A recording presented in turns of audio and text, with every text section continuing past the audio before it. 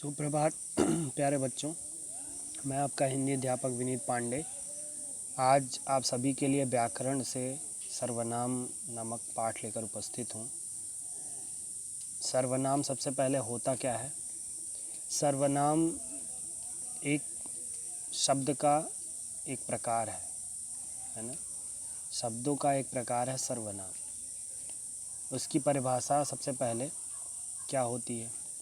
सर्वनाम एक विकारी शब्द है जो संज्ञा के बदले संज्ञा के स्थान पर प्रयुक्त होता है। यानी ऐसा विकारी शब्द जो संज्ञा के स्थान पर प्रयुक्त किया जाता है उसे सर्वनाम कहते हैं।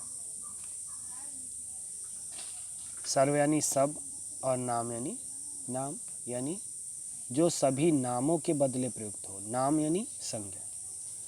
आप पढ़ चुके हैं, हमने बताया है कि नाम वाले शब्दों को संज्ञा कहते हैं। तो सर्वनाम वे शब्द हैं जो संज्ञा के बदले प्रयुक्त होते हैं। अब जैसे मैं पढ़ रहा हूँ, उदाहरण दिए हुए हैं, रवि उसको बुलाओ, तुम कौन हो।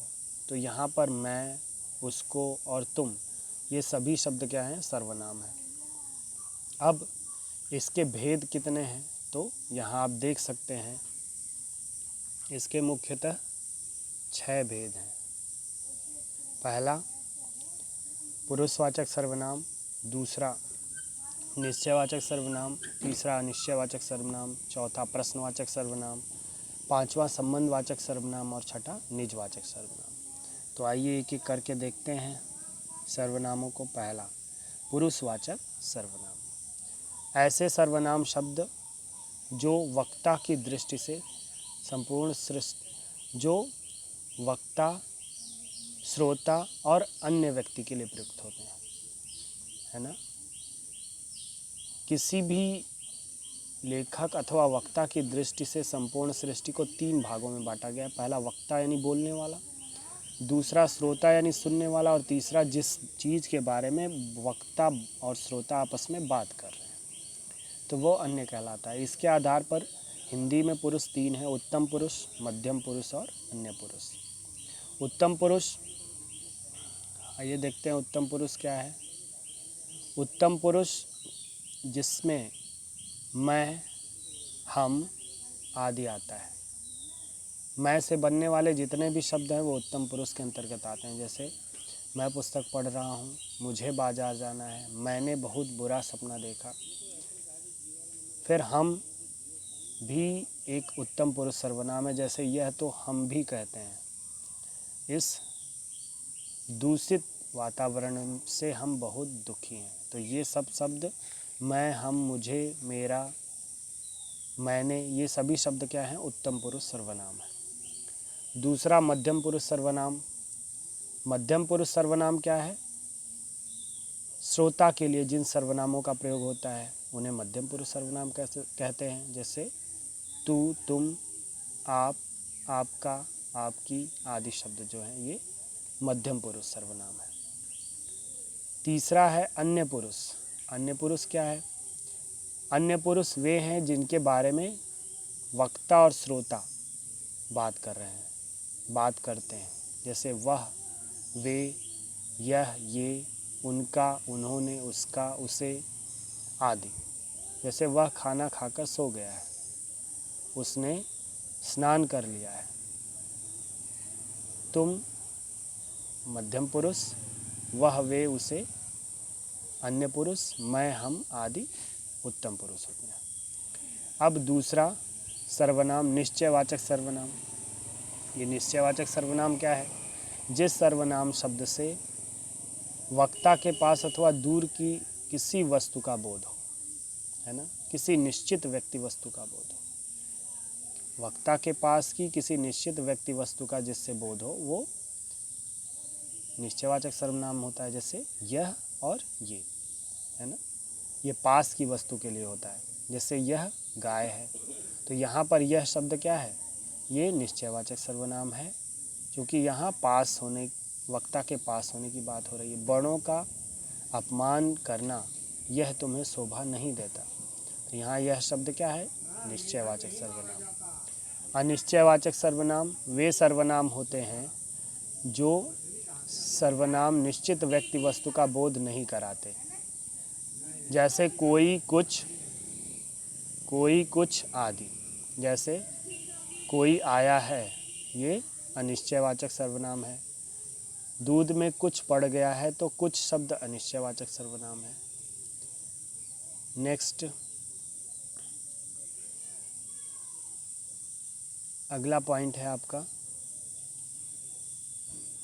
प्रश्नवाचक सर्वनाम। यहाँ कोई और कुछ के कुछ उदाहरण और हैं, जैसे लगता है कोई आ रहा है, तो यहाँ पे और किसी अज्ञात पुरुष या बड़े जंतु के लिए ये प्रयुक्त होते हैं। बड़ा पद मिलने से कोई बहुत बड़ा नहीं हो जाता, यहाँ भी कोई का प्रयोग है, तो यहाँ निषेध के रूप में है। अब प्रश्नवाचक सर्वनाम क्या है? वे सर्वनाम जिनसे हम प्रश्न करते हैं, है ना। प्रश्न के लिए प्रयुक्त होने वाले सर्वनामों को प्रश्नवाचक सर्वनाम कहते हैं, जैसे क्या, कौन, किसका, किसे, को आदि, है ना। इसमें पहला है निर्धारण के अर्थ में कौन प्राणी, पदार्थ और धर्म तीनों में के लिए प्रयुक्त होता है। जैसे मुझे कौन बुला रहा है, इसमें पाप कौन सा है, पुण्य कौन सा है, यह कौन है जो मेरे आंचल को पकड़े हुए है, तो यहाँ पर कौन शब्द जो है ये निर्धारण के अर्थ में प्रयुक्त हुआ है, प्राणी, पदार्थ और धर्म के निर्धारण के लिए। इसी प्रकार इसी अर्थ में कौन के साथ बहुधा सी, सा, से आदि प्रत्यय जुड़ते हैं, जैसे तुम्हारा घर कौन सा है, तुम्हारी पुस्तक कौन सी है आदि। वस्तुओं की भिन्नता, असंख्यता तत्संबंधी आश्चर्य प्रकट करने के लिए कौन का प्रयोग द्विरुक्त होता है। कौन कौन, जैसे सभा में कौन कौन उपस्थित थे, तुमने किस किस को बुलाया आदि इस तरह से प्रयुक्त होते हैं। चौथा है किसी वस्तु का लक्षण जानने के लिए क्या का प्रयोग होता है, जैसे आत्मा क्या है, धर्म क्या है, तुम्हारा नाम क्या है आदि। तिरस्कार एवं अनादर सूचित करने के लिए क्या का प्रयोग होता है, ये क्या कर रहे हो तुम, क्या चाहिए तुम्हें, भागो यहाँ से। तो इस तरह से तिरस्कार या अनादर के लिए भी क्या का प्रयोग होता है। आश्चर्य प्रकट करने के लिए भी क्या का प्रयोग होता है, जैसे क्या बात है, ये अचानक क्या हुआ। तो इस तरह के वाक्यों में क्या सर्वनाम की तरह प्रयुक्त होता है। संबंधवाचक सर्वनाम। संबंधवाचक सर्वनाम पांचवा है, ये क्या होता है, मिश्रित वाक्यों में एक वाक्य प्रधान उपवाक्य होता है और उसके साथ आश्रित उपवाक्य होते हैं। तो कुछ सर्वनामों का प्रयोग मिश्रित वाक्यों में आए प्रधान तथा आश्रित वाक्यों को संज्ञा तथा सर्वनामों को जोड़ने के लिए किया जाता है। ऐसे सर्वनाम क्या होते हैं, संबंधवाचक सर्वनाम, जैसे जो, वह, जैसा, वैसा, है ना, जिसकी, उसकी, जैसे जिसकी लाठी उसकी भैंस, जो बोएगा वो काटेगा, जैसा करेगा वैसा भरेगा। तो इस तरह के जो वाक्य युग्म, जो शब्द युग्म होते हैं, उन्हें संबंधवाचक सर्वनाम कहा जाता है।